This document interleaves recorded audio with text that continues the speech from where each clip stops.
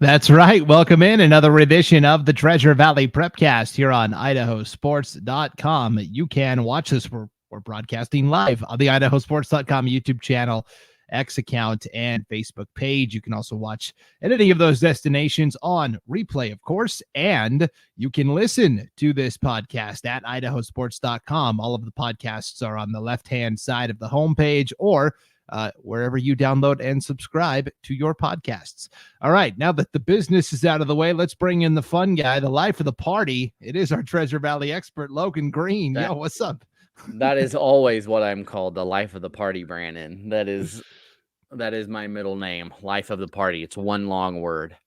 But man, it was a good week last week, right? We just, I don't think we had any smokeouts this week, so that was really good. And I think maybe the tides are starting to change, at least this week down here, where because that's a little smoky again today. But hopefully this will be done with the weather changing at the end of this week. Yeah, it's starting to cool off a little bit. And yes, hopefully we are done with all of the smoke from the forest fires in the area for sure. Okay, well, we are going to talk a lot of football this week. We'll talk a little cross country at the end as well. But first, Logan, we always ask for requests. Hey, if there's a story, there's a team, if there's something you want us to talk about, you can always email us, Brandon at IdahoSports.com or Logan at IdahoSports.com. And we got a request. And so we are here to fill it. We work for you, the people. I sound like a politician. Maybe I should take the debate stage tonight, Logan. Hey, that's right. All you got to do is lie, Brandon, and you'll fit right in. Yeah, no doubt. Okay, so we did get a request from a Parma fan asking, hey, could you give the Parma boys soccer program a little love? So here we go. We're going to do a deep dive into Parma Panthers soccer. It's kind of an historic deal, right? This is their first season of having soccer, which is tremendous. I think anytime you can get more sports added to your school, give more opportunities for your athletes. Now, the football coach, Jerome Bell, probably doesn't like that too much because he probably lost some kids he was counting on for football to boys soccer. But hey, that boys soccer team is off to a 3-0 and a 1 start, Logan. Yeah, and I mean, it's really impressive when you look at what they've done. They opened the season with a 1-1 tie against McCall Donnelly. That's a McCall Donnelly team that was a goal away from going to the state championship last year. They lost in the semifinals to Sugar Salem by 1 in overtime. And so that's all it was standing between that team a year ago from playing for a state championship, and they ended up not bringing home any hardware. They lost to American Falls and penalty kicks in the, I guess that was the third place game. But so they finished fourth. All right. We'll give them that. Right. But to come away with a tie against a team like that, that's a great, and a classification, that's, well, no, McCall's not. They're with McCall. Sorry. Right? Gosh. Yes. Man, Yeah. So okay. Yes. No, I'm thinking of. So in other sports, Parma is a 3A and McCall would be a 4. But in soccer, 4A is as low as it goes. I'm still not. I still don't have the. They're a 2A, but that's not. Are they a 3A? They're a 3A, but it's all twisty and windy right now. But I mean, then they go and they beat Emmett. They beat Ambrose and they beat Payette in pretty convincing fashion. I wouldn't prescribe myself to be a huge ultimate soccer guy, but when you win a soccer game by more than a goal, I would qualify that as not a close game, right? I think a 1-goal game is close, but 2 is pretty significant. And, their win over Emmett was 2 goals. Their win over Ambrose was 3 goals. And their win over Payette was 2 goals. So, I mean, they comfortably, we'll go with that, a comfortable win by 2 goals at least in the rest of their games. Yeah, you're correct. There's so many draws throughout the regular season where the two teams basically tie. And so getting a win, of course, is huge. But then also winning by multiple goals, also a pretty good sign of where your program's at. All of those games, Logan, are conference games. In fact, their entire schedule is Snake River Valley Conference matchups, with the exception of a late season non-conference matchup at Valley View. But this league got a little more bloated. You've got your traditional teams like McCall Donnelly and Payette and Fruitland and Weiser. And then you have Ambrose, which has boys soccer only. Then you add Parma to the mix, and then you add Emmett, who petitioned down a classification level in all sports and was granted it with the exception of football. So Emmett has dropped down into this 4A Snake River Valley Conference as well. So it is kind of a bloated conference a little bit. We're not used to seeing that. So for Parma to stand out early on amongst all these teams, I think is a good sign too. Right. And I know Ambrose and Emmett have not won a conference game. Payette has one conference victory. But the thing is, Payette played Fruitland. When was that? Last week? On the 3rd, a week ago. And they tied. It was 2-2. And Parma was able to beat Payette. So, that's my favorite game, right? They beat so-and-so and so-and-so beat them. Like, you can tie everything back. Like, again, like I said, I think it was College of Idaho. You could tie them back to beating Kansas a couple years ago in basketball. But when you look at that right off the bat, right, you've already tied one of the best teams in the state, not just the conference, right? You beat a team that, one of the top teams in your conference tied. I think you like what you see. I think the devil's advocate would say, well, okay, they beat the 3 teams below them, but you can't ignore the tie with McCall Donnelly and then what other teams have done. And this, I think this Fruitland game will be a really big not decision, but I think it'll show us who Parma really is, right? Whether they got, whether they got lucky there against McCall Donnelly, which I do not think is the case. I'm just playing the devil's advocate, right? What would somebody else say in my shoes, right? Or what would my counterpart say? But tonight they play Fruitland in Fruitland. And if they're able to keep this thing very close, I think we're going to see Parma be right in the mix all season long. I think this will be the game to show us where they truly fit. And I think will, at least in the eyes of others, show them that they belong right there with everybody else at the top. Yep. So who are some of the leaders, the standouts for this Parma soccer team? They have a lot of underclassmen that they're leaning on. They do have some seniors, a couple, but it's a lot of juniors and sophomores. And I think you got to start with Nathan Kompas. And again, if we say somebody's name wrong, let us know. Sorry, we're just looking at the name. So Nathan Kompas, he's a junior. He's scored 4 times, Logan, but he's also assisted on 4 other goals. So he's got a total of 12 points this year. Junior Ian Alvarez also has done well, 4 goals and 2 assists on the season. And then the other name that kind of stood out to me, it's a name I recognized right away because he also plays on the football team. And that is sophomore Omar Campos.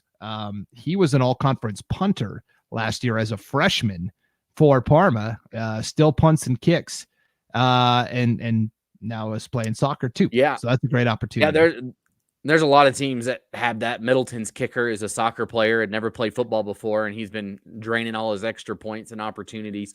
But Brandon, you talked about the classes, right, of these players that Parma has. They don't have a goal, at least from the stats we have, a goal from a senior. Hernandez, a junior, has 1 goal. Mann, a junior, has 1. Crone, a freshman, has 1. Alvarez, a sophomore, has 2. And I'm guessing that I wonder if they're brothers because that was Omar and then Ian. He has 4 goals, and then Kompas, like you said, has 4. So who is a junior? So no seniors have scored a goal for Parma soccer. So if you like what they're doing this year, it more than likely will be the same, if not better, next year, right?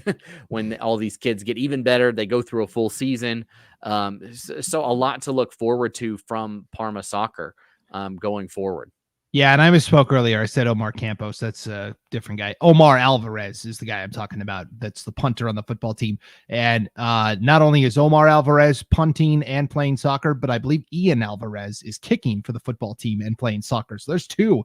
Both of the Alvarezes are double dipping football and soccer this year. And then I did just want to highlight as well, defensively, the guy who's been in the net has been Danner Osborne back there. He hasn't allowed that many goals, and he's already had 7 saves on the season. So he's only a junior. So Osborne in goal has been doing a fantastic job for Parma as well. So yeah, keep it up, Panthers. Yeah. The next game for them is going to be a tough one. They are at Fruitland tonight, Logan, September 10th. Yeah, they go through a rough schedule here right now. Admittedly, I don't know much about Baker since they play in Oregon. Once the border is there, my knowledge ends at the border. But then games with Weiser and McCall Donnelly all in the next 9 days. So they get Fruitland, Weiser, and McCall Donnelly in a 9-day stretch. So it's going to be a do or die time here for Parma. They're either going to come out and, with a couple wins, couple losses, couple ties, and we're going to know exactly what they're about. But so far, what we've seen from them looks really promising and really has a good outlook on the season here for the Panthers. Yep. We might be talking about Parma again next week, depending on how they do in that stretch of games. All right, let's switch gears to football. But before we do that, Logan, we want to thank our sponsor here on the Treasure Valley Prepcast, and that is the good folks at Meridian Plumbing. Yeah, again, thanks to Meridian Plumbing, one of our they are right now the only Treasure Valley regional sponsor. They do water treatment, water heaters. They can help with smart home installations for plumbing situations, water line repairs, remodels, repiping. They do it all. And one thing I learned when they came out to my house, I paid them. This wasn't part of the deal. Like, I paid them when they came out to do some work. When they redid my sink, was I always heard it the term like, snake your line, but I had some blockage, and it was like they said instead of doing a snake, they do like almost like a power wash type thing. They like shoot high powered water through your lines to clear them out. I thought it was pretty cool, like pretty effective. Just blast it out of there. And maybe I'm misunderstanding exactly what they did, but that is how I understood it. But I thought, that was a cool option that they offer to be able to do to help out in that situation. Again, check them out. 5-star reviews all over the place on Google. Meridian Plumbing, thanks for being our Treasure Valley regional sponsor. And hey, if you've got a business and you want to be another regional sponsor like Meridian Plumbing, you can email me. It's Logan at IdahoSports.com. We would love to have at least one more. And you get to be on everything Treasure Valley related. Doesn't matter. It's a nice little blanket to cover you all year long for Treasure Valley sports. So just reach out, Logan at IdahoSports.com. Again, thanks to Meridian Plumbing. For sure. All right, let's go to what happened in football in week 3. You had it's not the stinky sneaker, but it's kind of the football version of that, right? Meridian and Mountain View played each other. It was dirty cleat. Is that what they call it? The muddy cleat? I have no clue. They should. I'm sure there is something, but this game was wild. Two teams that pride themselves on their defense a little bit. Final score: Meridian 46, Mountain View 34. Mountain View had cut it to a 1-score game, midway through the fourth quarter. It was 40-34, and Meridian got that last score late that kind of pushed them across the finish line. But each team sits at 1-1 now. They are in opposite pods. How do we feel about these teams? So Meridian has the win over Mountain View, but the loss to Eagle. Mountain View has the loss here to Meridian, but they have a win at the Rocky Mountain Rumble over Woods Cross, Utah. So we've gotten to see both of these teams already this year a little bit, Logan. But what do we make of these two? Yeah, Brandon, like you said, I'm really surprised to see Meridian in back-to-back weeks. They gave up 28 points to Eagle and then 34 points in a win against Mountain View. That's just not normal for them, right? They are a smash mouth defensive football team. They'll punch you in the gut, they'll punch you in the mouth, all that kind of stuff that you would expect from a Iowa football team. I'm not talking about their offense. That's offensive. But the defense is very Iowa-esque, right? Just like that, just tough defense. That's what I think when I think Meridian football. That's what I think. And they've given up some points, but you know what? Hey, it doesn't matter if you win the ball game, right? If you can put up the points, it doesn't matter. And they were able to put up 46 points on Mountain View, we were there, Brandon, for it, beat Woods Cross, Utah, who is a great team. We saw them 2 years ago in the Rumble just absolutely roll through their opponent here. And, they're a good team in Utah. And for Mountain View to get a win there against them, then you translate that to Meridian. I think both teams are going to be okay. I think if you're Meridian, you look forward at your schedule, and I think you like what you see outside of that Rocky Mountain game. That one could be scary, but I think, it lines up well for them going forward. They have a Waihe this week, then Timberline, Middleton, Rocky, Capital, Centennial. So the schedule is favorable for them to maybe get that defense put together, but I think the offense is really clicking right now for Meridian. Yeah. To drop 46 points on Mountain View. Yeah, I still think the hierarchy, Rocky Mountain, Eagle in their respective divisions. And then after that could be anybody. All the other teams have kind of blemishes on the resume or things that I need to see more from them before I'm willing to comfortably say, oh yeah, this team slots in here. And Meridian and Mountain View certainly are part of that large bucket. Let's talk about Bishop Kelly. They had the premier game against Minico. That was a tight battle. It was a low scoring game. Bishop kind of the same deal. It was a 1-score game for a long time. Bishop Kelly finally kind of got the push across the finish line. They win 20-8. And so for Bishop Kelly now, they're going to be our Gem State game of the week this Friday night, Logan. They are going to Rigby to play a very tough opponent. No disrespect to Minico, but Rigby's kind of on another plane because they're a 6A program. BK is 2-0.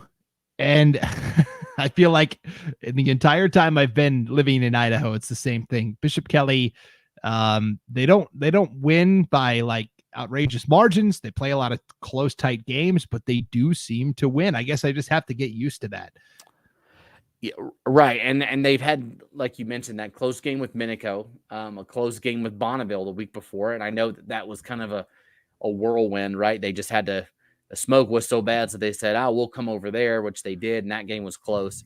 But right now, those close games, you can't, and you know what? Maybe that wasn't their crispest of games. They thought, maybe they didn't open up the playbook. I don't know. But you can't make any mistakes against Rigby, especially the Rigby team that we have seen the last couple of weeks. They did lose to Coeur d'Alene to open things up, but since then they've been on a roll. We saw them at the Rocky Mountain Rumble, and they've got a new core group of receivers who just light it up, and they're explosive, they're fast, and if you're not ready to go with fast receivers, it's going to be tough. So we'll see what Bishop Kelly is really about this week. The competition couldn't get much tougher for them than it will this week. They probably will not see a team as good as Rigby the rest of the season. Yeah. And it sounds counterintuitive, but once they get into conference play, I think the schedule lightens up dramatically. Yeah. Bishop Kelly kind of in a league of their own in that 5A SIC. Emmett came from behind to beat Burley 42-35. They were down 2 scores midway through the fourth quarter. How do you say this kid's name? Haas Davis. I think it's Haas. It's Haas. He caught the game-winning touchdown with 33 seconds left. Logan, you were on the call for a game on the blue turf last year where he kind of did the same thing for Emmett. They were playing Fruitland, and he had a tremendous catch at the very end of the game, essentially. Yeah, no, he's a phenomenal player. Was, I believe, the player of the game in this game, if I remember correctly. The IdahoSports.com player of the game, but just a phenomenal performance. Anytime you can come back from a deficit like that on the road, you'll take it, right? It doesn't matter how pretty it has to be. It doesn't matter. And that's what Emmett has done that the last couple of years, right? When they got those upsets of Bishop Kelly, when they went down there and won, when they beat Middleton, when Middleton tripped over their feet up by, up late and just completely blew it there at the end of the game, not taking a knee. It doesn't matter how you get it done. You just get it done. And sometimes you learn things as you go.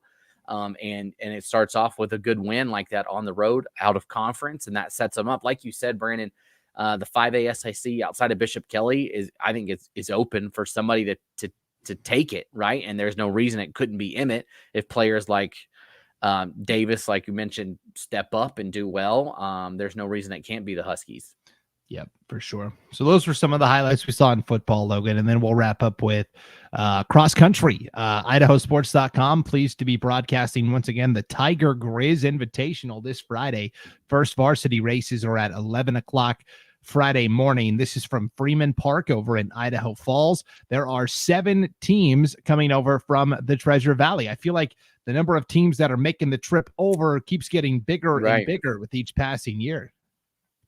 Yeah, and I know Middleton's coming. I just was talking to some parents there that were like, "Oh, sweet, you're going to be there." That know a couple of their parents, some of the kids. One of the Middleton girls in the race is actually our babysitter, which is kind of fun. So, yeah, it should be fun to see some of these Treasure Valley teams. Rocky Mountain, probably going to clean up like they do. It seems like every week. But on the girl side, Neela Roberts has gone from Skyline, so maybe there's a chance for somebody else to win that race. So if you're a girls cross country runner, hey, the toughest competitor that Idaho maybe has ever seen in girls cross country is gone. So it's time for somebody else to take that stage. So that should be fun. I think a fun storyline to see unfold there. But let's see how many Rocky Mountain runners will be in the top 10, Brandon. I think that'll be the story, and it might be 8 or 9, to be honest. I guess we'll have to see. They do it interesting there, right? They have a 6A bracket, and then they have a seeded 6A race. So they have 2 different races. So we'll see where all of those runners fall, if they fall in that seeded race or in that other just regular 6A race. Yep, it's going to be a lot of fun. Coal Valley Christian, Fruitland, Mountain View, Owyhee, Rocky Mountain, Timberline are the teams that are coming over. I might have missed one in there somewhere. It's just a big Middleton. Yeah, thank you. Yeah. So yeah, it's going to be a lot of fun, good competition. Yeah, usually Rocky comes, and that's about it. Maybe one other will come, maybe like a Nampa Christian or something like that. But last year, I think Rocky was the only Treasure Valley team that came, Brandon. So it's awesome to see even more teams showing up for this. It's gonna make a busy event even busier, but even more fun, right? When you've got lots of these kids from out of the area coming over. Yep, for sure. And again, first race is at 12 o'clock, high noon. And then races at 12:30, 1, 1:30, 2, and 2:30. So fun day. 6 varsity races in all on IdahoSports.com. All right. Thank you for tuning into the Treasure Valley Prepcast, everybody. Presented by Meridian Plumbing. For Logan Green, I'm Brandon Baney, and we will see you next time on IdahoSports.com.